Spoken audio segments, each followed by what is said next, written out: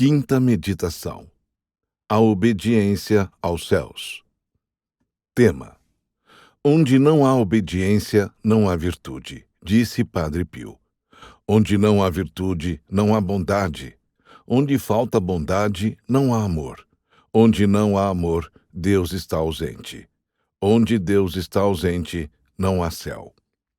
Oração de abertura. Ajudai-me, Senhor, a discernir a vossa vontade em todas as circunstâncias. Inspirai-me e motivai-me a sempre obedecer-vos, não importa a maneira que escolheis para falar comigo, seja por meio da oração, das Escrituras ou por meio de um amigo. O exemplo de Padre Pio. A santidade e os dons espirituais de Padre Pio atraíram a atenção de milhões de almas por todo o mundo.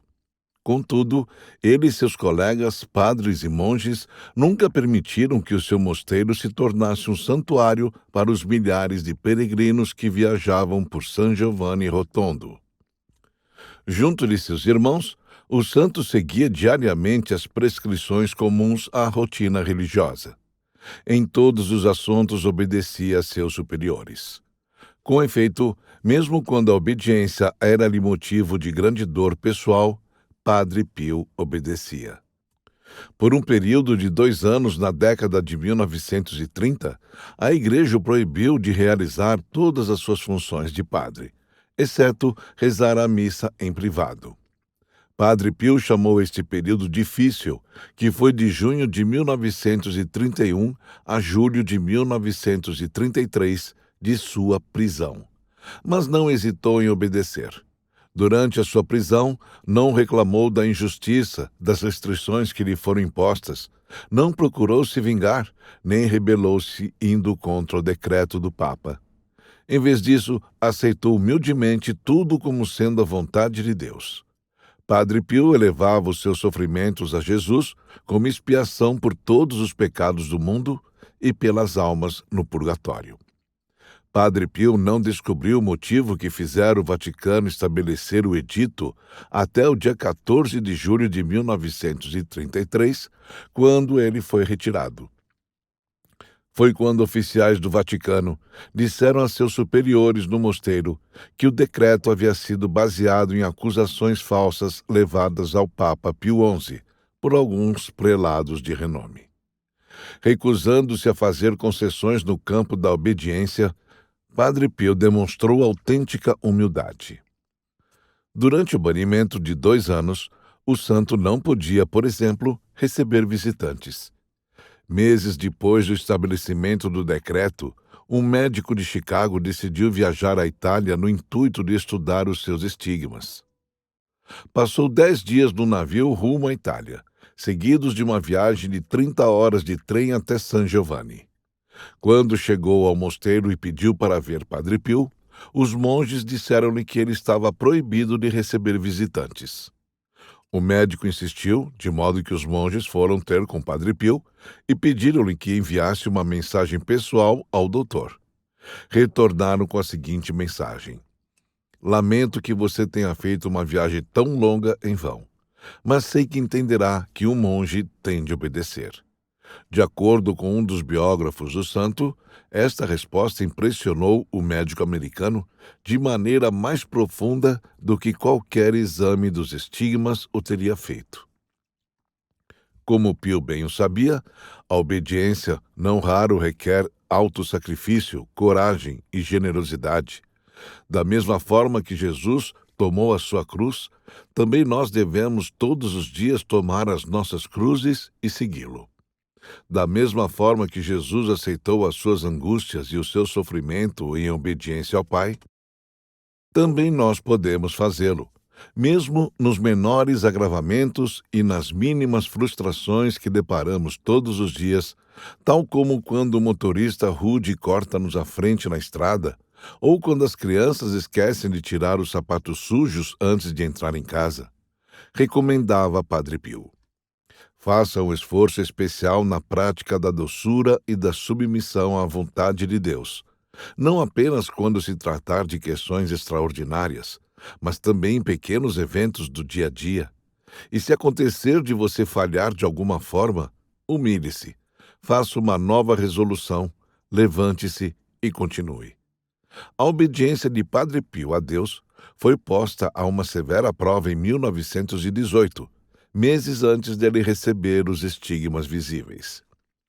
Desde a infância, espíritos maus o agrediam tanto física quanto espiritualmente, por vezes chegando a derrubá-lo da cama. Mas esta batalha espiritual pareceu chegar ao seu ápice nos meses anteriores ao surgimento dos estigmas. Durante os momentos agonizantes daquele ano, enquanto lutava para seguir o Senhor, apesar das batalhas espirituais que tinha de enfrentar, frequentemente lamentava-se ao seu Pai Celestial, tal como Cristo fez na cruz. Deus meu, por que me abandonaste? Porém, assim como Cristo, no momento anterior à sua morte na cruz, em sua agonia espiritual, disse Pio humildemente a Deus: Pai, nas tuas mãos encomendo o meu espírito. Pio sabia que todas as coisas em sua vida, fossem agradáveis ou dolorosas, eram permitidas por Deus para o seu crescimento espiritual, bem como para o bem de outros. Assim, em humilde obediência, o santo ofereceu a Deus o seu martírio interno, como uma prece pela salvação dos pecadores. Uma carta datada de 4 de junho de 1918 e destinada ao seu superior, o padre Benedetto Nardella de San Marco, em Lamis, ilustra o incessante desejo que Padre Pio tinha de obedecer a Deus, mesmo durante as suas batalhas espirituais. Implore aos céus por mim, para que eu atinja a conformidade perfeita aos divinos e santos desígnios de Deus, e para que alcance a docilidade resoluta, constante e inabalável no que diz respeito à obediência, que é o meu único apoio em meio à tempestade violenta, a única tábua a que consigo me agarrar neste naufrágio espiritual. Os sofrimentos de Padre Pio, fossem eles físicos, espirituais ou emocionais, ajudaram-no a ter empatia para com aqueles que buscavam os seus conselhos.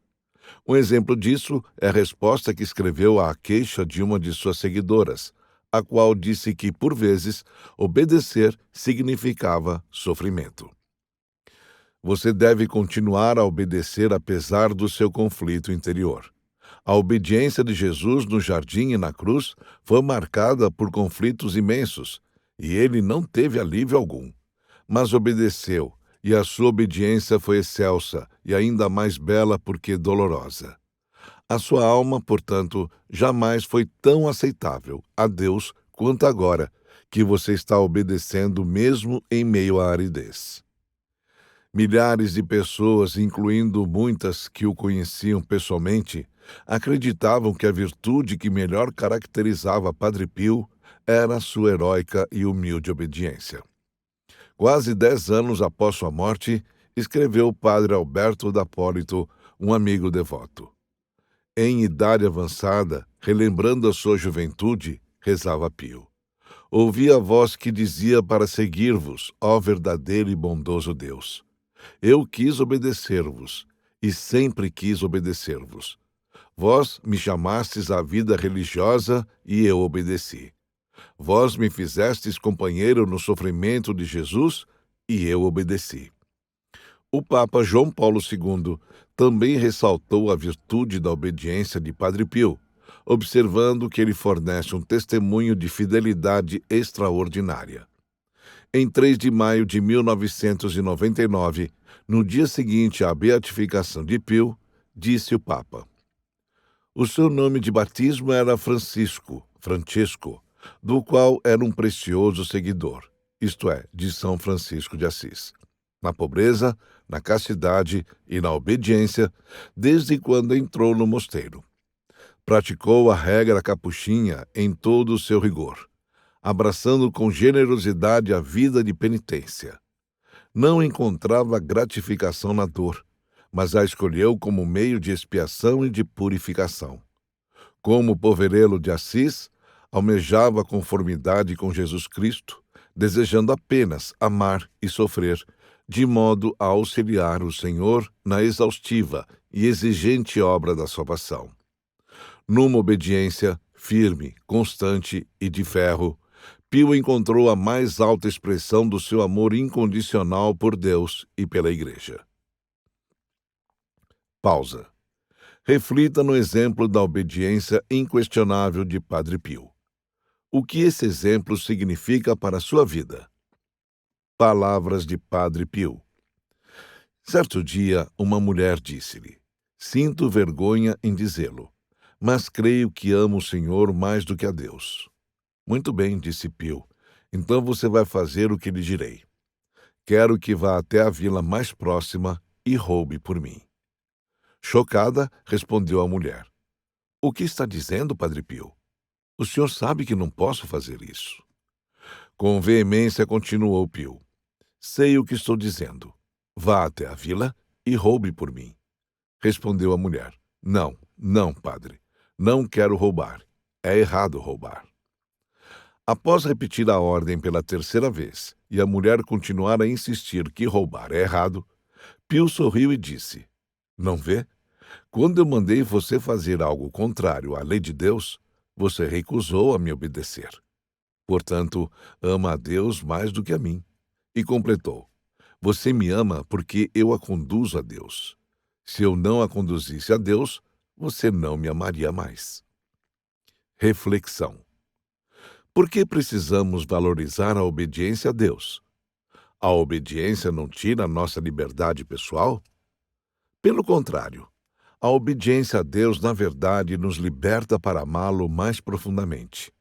Quando pecamos, demonstramos que temos preferência pela nossa vontade em detrimento da vontade de Deus. Mostramos que amamos a nós mesmos mais do que a Ele. Por outro lado, porque Deus nos criou para conhecê-lo, amá-lo, servi-lo e obedecê-lo, progredimos na estrada para o céu ao escolhermos seguir a sua vontade. É preciso que tentemos ser obedientes à silenciosa voz do Espírito Santo, a qual talvez tenha alguma tarefa específica para nós, tal como aproximar-se de alguém no amor. Por exemplo, o Espírito Santo pode estar nos impulsionando a ligar para um velho amigo ou conhecido, ou a falar com um recém-chegado à paróquia na missa.